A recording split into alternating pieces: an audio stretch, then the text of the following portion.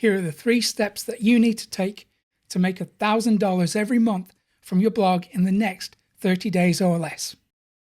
You know, it took me 3 years of guesswork, confusion, and frustration before I really started to figure out how to make money from my blog. It was a counterculture blog way back in the day, and almost 20 years later now, if I had to start all over again from scratch, this is the exact strategy that I would use. But first, because the more traffic you get, the more money you make, if you stay until the end of this tutorial, I will give you an extra free bonus that will show you how I got over 30,000 website visitors every day for free. And it took me 3 years to figure that out. Okay, so fair warning, while this strategy is simple and anyone can do it, it is going to take some effort. So you're going to have to put in the work. Now, I'm going to use one of my students' websites as an example and explain how he can turn his website into a full-time income. So do apply this strategy to your own blog. Okay, let's go to the computer. So this is how to make $1,000 a month from your blog in the next 30 days or less, even if you're brand new to blogging. So yes, traffic does equal money. So the more traffic you get, the more money you make. But you have to know that your focus should really be on the quality of traffic over the quantity. So it's not about volume. What I really mean by that is having 50 people who take action is much more profitable for you than 500 who don't. So it's not really about how much traffic you get. It's all about what that traffic does. It's about the intent. It's about that quality of traffic. So let's dive into it, because the 3 steps that you need to take to make $1,000 a month from your blog is, well, number 1, you need to borrow an audience because you don't have your own. So we use other people's. Then you need to provide relevant content, first of all, to open the doors to borrowing that audience. And also you need something to provide to your new audiences. And then you monetize that audience. So sounds simple, right? So that's the 3 steps: borrow an audience, provide relevant content to that audience, and then monetize that audience. So how do you borrow other people's audiences? What do I mean by that? Well, to do this effectively, you need to make a list of at least 30 other blogs in your space or influencers, people that you would like to work with. I say minimum of 30, but you can go right up to 100. The more you have, the better results you're going to get. So really take, a good few hours, take a day if you need to just make this list, and include their social media profiles as well. So you follow them on social media, and most importantly, you engage with them, you interact with their posts, you like their stuff, you retweet them, you start conversations, you get on their radar. And yeah, this is work, right? But nothing worth having ever comes easy. So do put in the effort, and then study their websites. Take note of the topics that are performing well. Think about the topics they like to cover. Have a look at what type of stuff is getting high engagement on their website. Really find out what is going on their websites, and find the patterns amongst all of your influencers and blogs. And then we can go ahead and pitch contributions. So I'm going to talk about pitching in a second, because really we need to open the door, right? So we've put in a little bit of homework. We've got on their radar. They know who we are. So they're going to be more receptive to the pitch. I'll talk about that in a second, because when it comes to step 2, providing relevant content, this has to be high quality content. Okay. So the first thing, before you pitch, before you go and do anything else, you have to publish at least 2 authoritative pieces of content on your blog. It has to be on your own blog. We're not talking about using Blogger or WordPress.com or Wix or any of that stuff. It's under a domain name that you own. So you present yourself as an authoritative figure in your niche, and then you demonstrate that through creating relevant content. So it's going to have to be at least 2,000 words. It's going to have to be original content. You can't just take it from someone else and spin it. You can hire someone else to do it for you, but I encourage you to do it for real. Put in the work yourself and really demonstrate your existing knowledge in your niche. Now, the next step, we conduct original research, and this is content that nobody else has, so it's unique to you. So we do some undercover work here. I'll show you some options in a minute, but really we do this because if you are the only person who has that piece of content, that puts you in a unique position. That increases your value in your marketplace, in your niche, and that is going to open doors for you. So the piece of original research can be stories. You can share your story. No one else has your story, right? So if you're absolutely stuck, just dive into your own journey and find something about it that's going to resonate with your audience. So your struggle is going to match their struggle. Your success is going to mirror their aspirations. You can also use news, so you can uncover new news stories. So head over to whatdotheyknow.com. Look through the Freedom of Information Act requests. Even create your own if you want to. I've got a previous video on how to do that, how to uncover original research, gather data and news that nobody else has got. You can also use data from other sources. So you could run a poll, maybe do a Facebook poll. You can do a Reddit poll, ask some questions, get some data, and that is content that nobody else is going to have. You can also use case studies. So if you've worked with someone in your niche and you've helped them to achieve results, and those results don't have to be massive, right? Even just moving that dial just a little bit in the right direction, that's immensely valuable to people. So take advantage of that. Use that as a case study. Or you can do something that is very effective. This really does inspire people. It's before and after journeys. So you can look at someone's journey before they achieved results, what kind of situation, what struggle they faced, how they got out of that, and then present the wins and inspire people to follow in their footsteps. Okay. So once you have your original research ready, you can now approach bloggers and influencers because you have a really good reason to contact them. You have something that nobody else has got, right? And you are offering it to them in the form of a guest post, or appearing on their podcast. I've got a tutorial coming out soon on how to get on podcasts. If you want that, tell me in the comments and I'll upload that for you. So now you have a reason to contact and pitch to other bloggers and influencers. So that's step 2 done. Moving on to the final step, and that's to monetize. So the monetization is probably the most important aspect of your business, right? Because unless you have traffic that comes in and converts, then nothing's going to happen in your business, right? You're going to stay still. You don't really have a business until people start giving you money. So to help you to do that, what I want you to do is choose 2 to 3 relevant digital products to sell. Now, these can be products that you make. They can be affiliate offers. It doesn't matter. And I encourage you to go with digital because people can get immediate access to them. You can often get higher return on the work that you put in because they're more expensive typically. I'll talk about pricing in a second because I suggest you go with at least 2 relevant digital products, and I'll explain why in a second, because what we want to do is have different price points.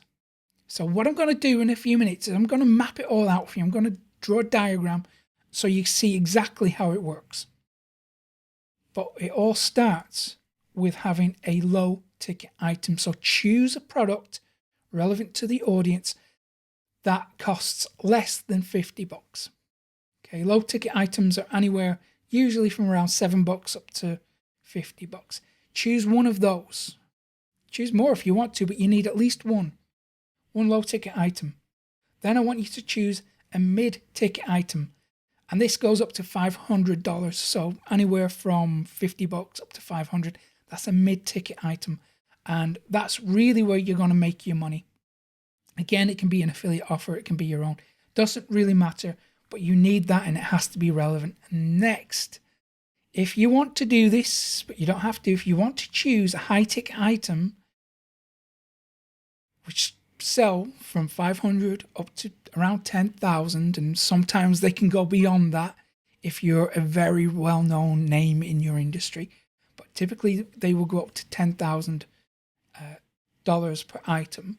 If you can find them, I'll tell you how to find them, then it's probably worth having a funnel in place to cater to those people. I'll tell you how to build that funnel as well. But how do you find these high ticket items? Well, if someone is selling a $500 item, chances are on the back end of that funnel, way down the funnel, they're selling some kind of coaching or an event or some kind of personal coaching, something where they have this high ticket offer. So if you're promoting their offers anyway, you may as well approach them and say, hey, do you have any high ticket items? I'm going to, I'd love to promote it for you. So that's how you get into these high ticket items. And a lot of marketers who you might not suspect do have these high ticket items for sale because they're smart. They want to make them the most money that they can. And they know that selling, like $7 or $8 ebooks isn't going to cut it, right? So approach marketers, ask them if they have any high ticket items that you might be able to promote. Then we use the low ticket item as a tripwire. Now a tripwire is when we offer a very small low ticket item as an impulse purchase. And what happens is they get in the buying mood. So you want to trigger that feeling. It also acts as a liquidator if you're running ads. You now know how much you can spend to acquire a customer. We can talk about that in another video if you want me to. But the point is to use these low ticket items just to get them through the door, just to get them warmed up a little bit. And then you pitch the higher ticket items. I'll talk about how to do that properly because we need to do that through a value ladder. I'll map that out for you in a second. So we use the value ladder to pitch to the people who have not purchased the mid-ticket item. We hopefully reel them in that way. And to sell the high-ticket items, we can use a follow-up sequence for both mid and high-ticket items. But if your high-ticket item is several thousands of dollars, anything above maybe $3,000, then what you will do is make a phone call to close those high ticket items. Again, I'm going to show you that funnel in this tutorial. Okay, so let's go and check out John's website. He's a Tai Chi coach and he's contributed enormous levels of value to his industry, and he just needs pointing in the right direction when it comes to his website, because I can see, as amazing as this website is and the value that it delivers, there are a few things that need to be fixed. So let's go through it all because he has such an amazing opportunity here. So let's start with the homepage. This is really good. So he's got a strong call to action here. Improving your health just got a whole lot easier, and you can do it in the comfort of your own home with our online Zoom classes. Contact us. If you click that, now what I'm going to do is build out the funnel for John here, because this page here is not ideal. We need to make a few changes. This call to action should be part of an opt-in form. So it should work like this. I'm going to map out the funnel for you. So on the front end, we have an opt-in. And then let me drag in another page. let's drag in this one and rename it. We're going to call that application.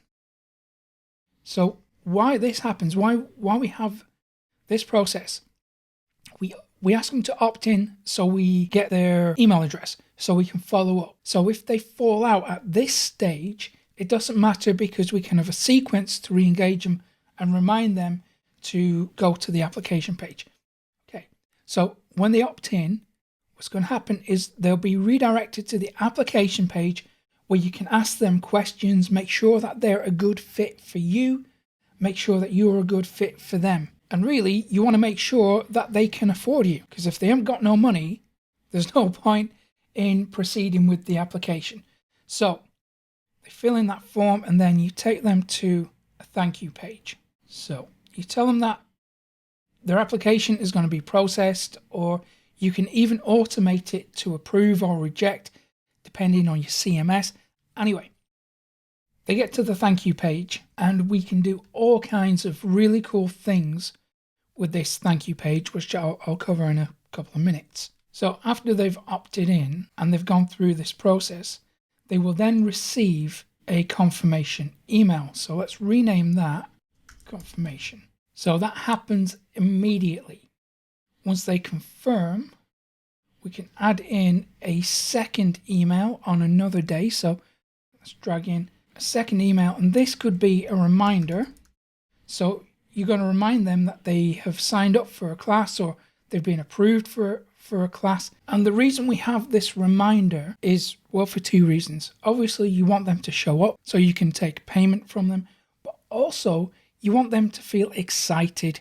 You want them to look forward to this event.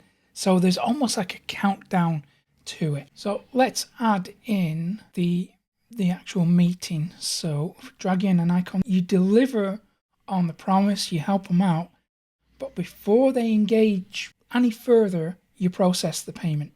So you send them to a checkout page and you accept their payment immediately before you deliver the lesson. Now, that's a very simple funnel and it's a really good starting point.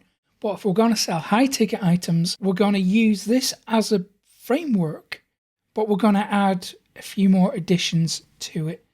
One addition that we could add is a calendar. So let's get rid of this stuff because we need to add in an option here. So it's going to be a yes or no. So at this point, the subscriber has a choice to make.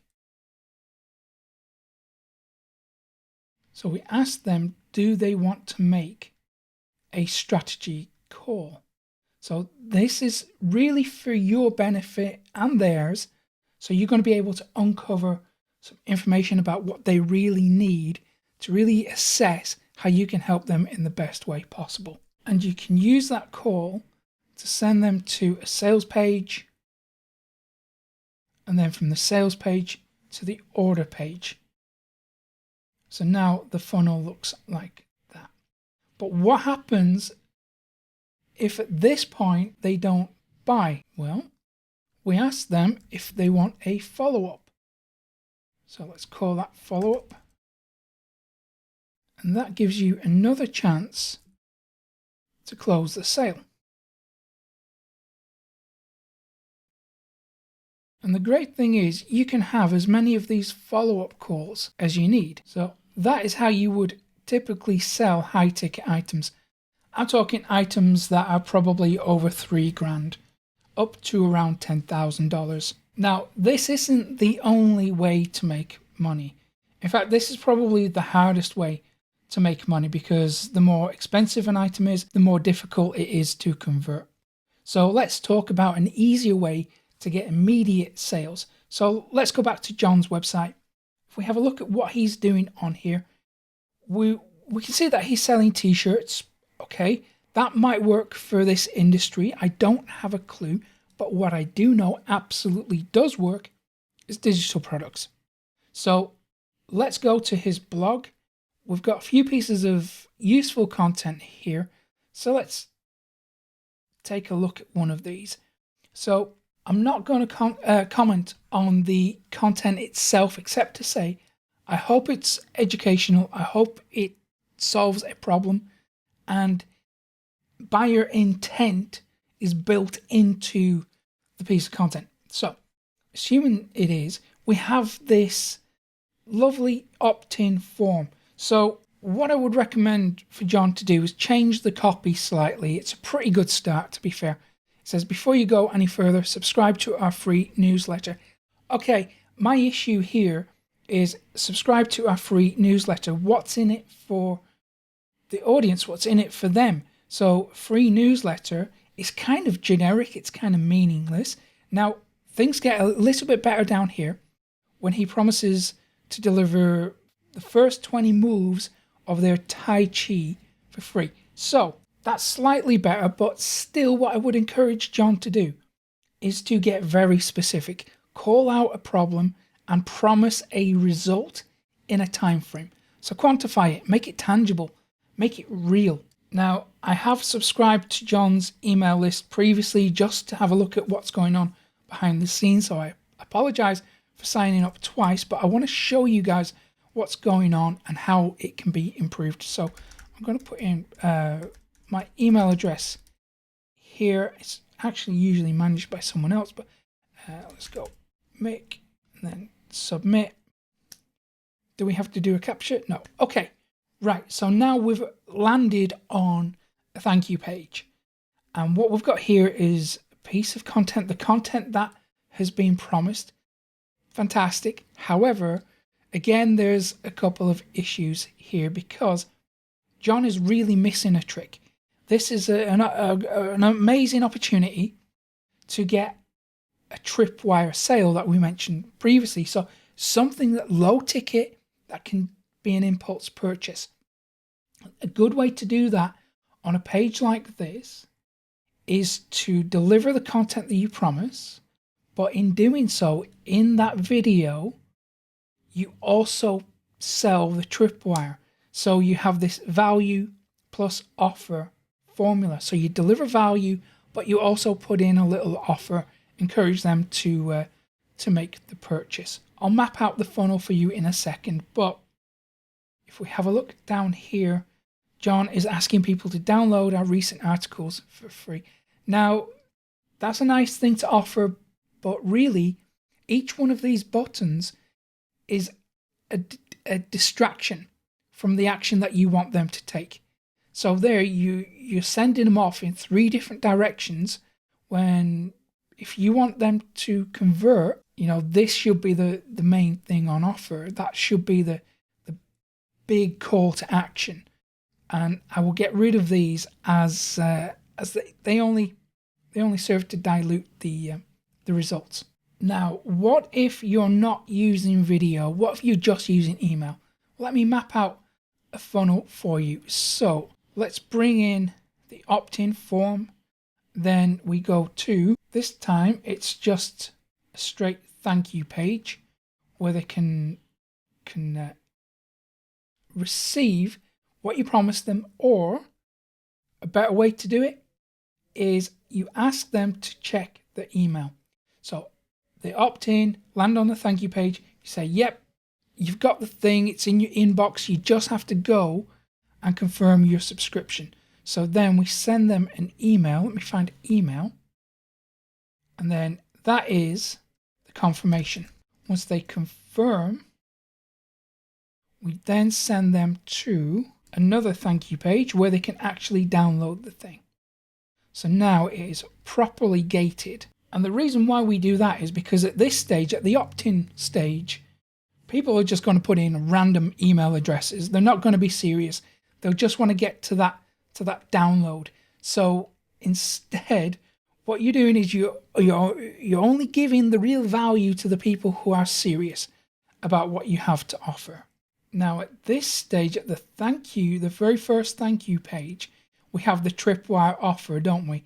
So now we can send that traffic from the first thank you page to a sales page. It can be to an upsell page. So let me say upsell, and you can stack these for as many as you like. You can just have as many upsells as you want, and then you this is where you're really going to make a lot of your money. So you use the thank you page to get that impulse purchase. Then you have a more expensive product. You can have a more expensive product, and each one, they don't all have to be more expensive than each other. You can go up and down, and you can even bring in downsell pages. So you give them a choice. Do they want to upgrade or not? If they don't, you can have a downsell, so you can offer a slimmed down version of the product or a different offer entirely. So now you're really maximizing your revenue. And that is how you're going to make money really fast. However, at this stage, at the very first thank you stage, most of the people won't buy, and that's okay. Because listen, if you can get even a small conversion rate at this stage, at the thank you stage, you're doing really well. So what we need to do is re-engage those people, the people who didn't buy. And for that, we have a follow-up sequence, which I will map out for you in a second. But let me just finish off this downsell section, because what happens is on these downsell pages, you can give them a choice. So they can either buy, and then we send them back to the next upsell page. And if they say no, we can send them to that downsell page, to the next downsell page. And again, we repeat the process like that. So hopefully that makes sense for you. And then right at the very end of all this, they land on a new thank you page that has all the items that they've purchased, where they can download it or access it. Okay, so let me map out the email sequence for you to re-engage and to really convert visitors into customers. Okay, so we have the confirmation email that we looked at just a second ago, confirmation. And we have set days, so we have day 2, because confirmation is day 1, so we call this day 2. We automate all this in an autoresponder, so say day 3, and let's go with day 4. So I'm going to show you how to really maximize your revenue, and this really does work beautifully if you're selling your own products, because you can control the sales. So confirmation, they're sent to the thank you page that we looked at, but on day 2 they receive another email, and this time we can send them to, let's bring in a piece of content here. So let's go with something kind of generic, that's fine. And this could be an article, could be a video, whatever, but it delivers value to them. And at some point in this piece of content, we link out to a sales page. So we have this value plus offer formula. And that's really what's going to work your business for maximum profit. And then you can repeat that on all of the other days. But to really maximize your profit, if you can control the sales page here, and inject some urgency, you're going to notice that your conversions increase. So you might say there's a special offer ending in 3 days' time. And then on day 3, you would say this is ending in 2 days' time. And then on day 4, it's ending in 1 day's time. And again, you're really getting them excited. It feels like there's an event, it's coming to an end, and they have to take action soon. So you can repeat this structure for every day, or you can then just send traffic directly to the sales page with this countdown. And if you do that, really do make sure that this page comes offline, or the price increases, or you remove some bonuses, but they have to miss out if they don't take action. So let's say on day 5, the offer is going to end, and it really is the last day. So what needs to happen is on day 6 or 7, if they visit this page, the sales page, it has to redirect to a sold out offer or a price bump or something. And that is how we use genuine urgency, because at this stage, through content and the opt-in and the lead magnet and all that stuff, we're delivering value and building trust. And we don't want to break that trust right at the very end. So we continue. You know, if we say we're going to do something, we absolutely stick to that and we follow through with that. But the great thing with this, if we send them to a sales page and they purchase, guess what we can do? We can add in more upsells and downsells if we want to. So we can go back and you can repeat this process all over again, but from the email subscriber's point of view. So they might have missed out the first time on this tripwire product or the core offer, but you're going to give them a second chance, right? And that's exactly what I do in my business. So when someone subscribes to my email list, they get a one-time offer here. You know, they've got 7 days to grab, it's like 70% off. I found that 70% off works really well. And then after 7 days, the price increases, and then, you know, then there's no chance they're going to get that special offer ever again. So all you have to do now, when you have this system built out, is just drive traffic. You can do that with content, but the important thing is to get the right type of traffic into the funnel, and you will make money. You have to be really consistent. You got to work on this every single day. But when you do, you can achieve amazing results. Like Matt, he's now making millions of dollars online thanks to my training. And if you want to know the secret and you really are serious about making money from your blog, then you are going to need more of the right type of traffic. So I will give you the secret traffic methods that I never share anywhere else for free when you go to profitcopilot.com/traffic. And if you found today's tutorial useful, give it a thumbs up below, subscribe to the channel too, hit that little notification bell so you never miss an update from me, and I will hopefully see you again in a couple of days' time. Take care.